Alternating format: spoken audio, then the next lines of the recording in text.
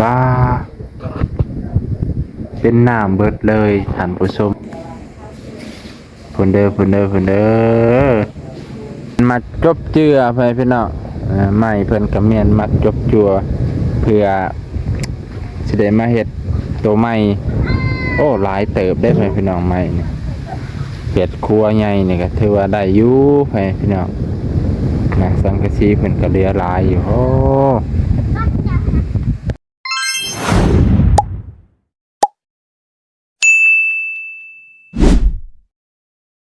สบายดีพ่อแม่พี่น้องสวัสดีครับสบายดีเด้อพ่อแม่พี่น้องที่อยู่ต่างประเทศมื้อนี้เบาน่งมาเฮือนไอ้สวนพ่อแม่พี่น้องหลังจากที่เมื่อกี้กับเพิ่นได้เว้าเกี่ยวกับ การเป็นอยู่ของเพิ่นและการเปลี่ยนชื่อของลูกเพิ่นแต่ก่อนจะเป็นจังซั่นจังซี่เบาน่งก็บ่เคยได้ยินจักเทื่อพ่อแม่พี่น้องหลังจากที่เพิ่นมาเว้าสู่ฟังเมื่อกี้ก็เพิ่นก็เว้าเรื่องอดีตให้ฟังนั่นแหละการเป็นอยู่และการปัญหาในครอบครัวเพิ่นตะกี้ย้อนหยังพ่อพี่น้องเพิ่นก็ว่า เป็นย้อนซื้อลูกพ่อพี่น้องก็น้องกะฟังน้ำเพิ่นนั่นแหละพ่อพี่น้องอันนี้ก็ถือว่าเฮาก็สิมาเบิ่งอันนี้ต่อเนาะพ่อพี่น้องเอ้ามาเบิ่งครัวเพิ่นนี่แหละเพิ่นสิตั้งมองใดเพิ่นสิปลูกมองใดเพิ่นสิเอาใหญ่หรือน้อยเพิ่นพี่น้องก็บ่ห่างไกลก็ให้ห่างจากเพื่อนแน่ย่านมันดำมันแหละเนาะเพื่อบ่ให้ควันมันถึกนะไปพี่น้อง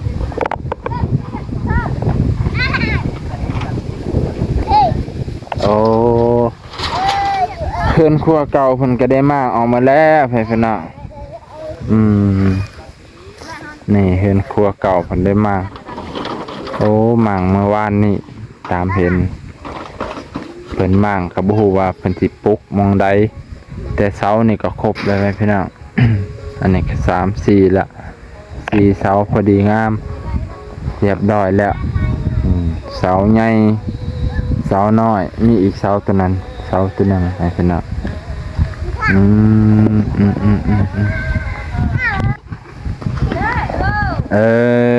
นี่เพิ่นเก็บเมียนมาจบเจือไปพี่น้องไม้เพิ่นก็เมียนมัดจบจัวเพื่อสิได้มาเฮ็ดตัวไม้โอ้หลายเติบได้ไปพี่น้องไม้นี่เฮ็ดครัวใหญ่นี่ก็ถือว่าได้อยู่ไปพี่น้องนะสังกะสีเพิ่นก็เหลือหลายอยู่โอ้เอาไปพี่น้องก็เพิ่นได้มั่งเรียบร้อยแล้วเพิ่นครัวเก่ายังเหลือไว้แต่เพียงเท่านี้ไปพี่น้องพอได้ดังไฟในช่วงเช้าในช่วงที่ยังบ่ทันได้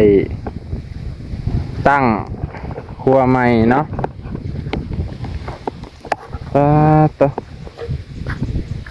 เพิ่นว่าสิตั้งแถวนี้เด้เพื่อนพี่น้อง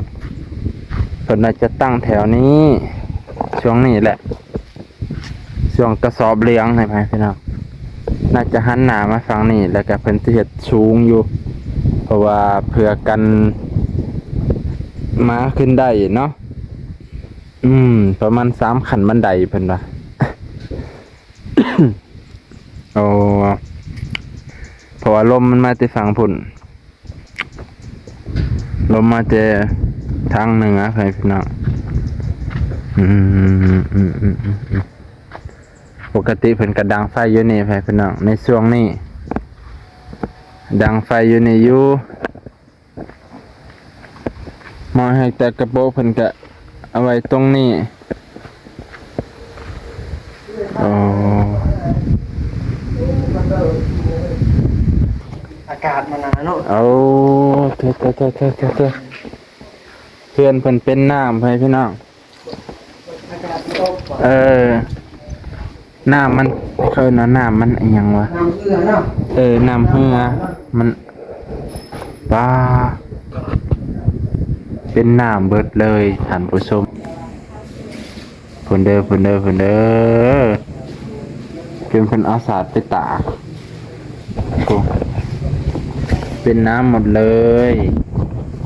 เป็นน้ำสุ่มหมดเลยท่านผู้ชม เป็นเปียกแต่ว่าเนาะ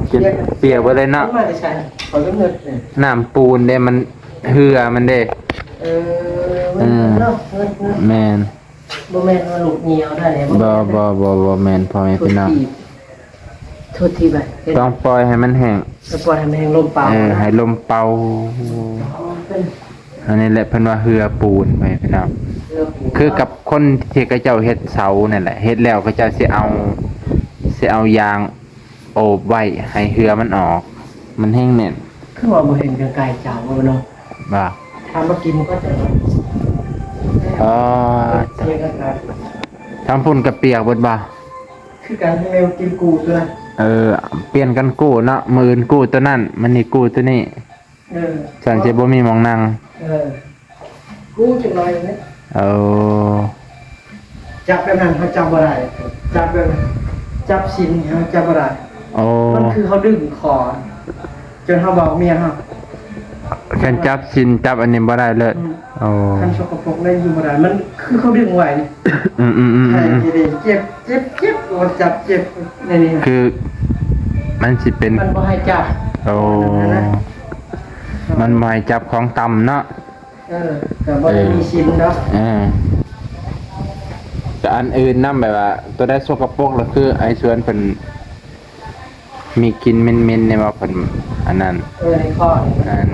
ในคอมันอยากคือมันอยากหากคือมันอยาก เนาะเนาะ สิว่าอันยากเนาะ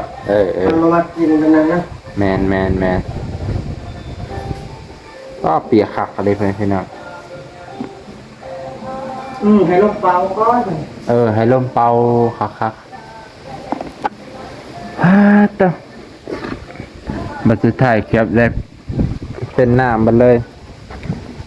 นี่เพิ่นก็เอามาตากเลยนะแต่ตัวนี้ก็แห้งไว้อยู่ดอกถึงแ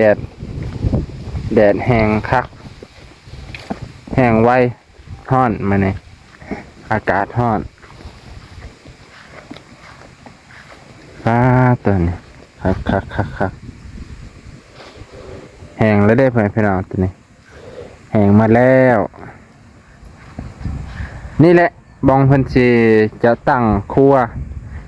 ช่วงประมาณกระสอบเลี้ยงนั่นแหละพ่อพี่น้องเพราะว่าเพิ่นก็อยากเฮ็ดชูงแน่กันไกลกันนั่นนี่แหละมาไก่เจ้ายังบ่ไก่เจ้านี่ 3-2โต โอ้เป็ดเด้ยังอยู่ตัวหนึงให้พี่น้องเป็ดเพิ่นก็ยังอยู่ให้พี่น้องแต่กลางเว้นมันบ่อยู่เฮือนดอกมันไปหากินยังกลางคืนเพิ่นจังมานอนแถวนี้แหละเอานี่เพิ่นก็เมียนไม้จบเจือให้พี่น้องเรียบร้อยเรียบร้อยแล้วเพิ่นก็เมียนไม้ไว้แล้วพูนทางพุ่น ให้ลมเป่าเข้ามาเนาะ ให้ลมเป่าก่อนต่อเอาให้พี่น้องกาสีจบเพียงเท่านี้ก่อนมื้อนี้อากาศกะเพื่อนบ่ชวนก็คอยอัปเดตไปเทอละเล็กเทอละหน่อยเพื่อนครัวเพิ่นเนาะช่วงนี้ก็บ่าวน้องก็บ่ฮู้ว่าสิไปถ่ายอยู่ไสนะไปพี่น้องบ่าวน้องก็ตันแล้วทางตันแล้วอยากไปไกลๆพูนอยากไปหาน้องบุญทวีน้องบุญทวีน้องสายฝ่าพี่น้อง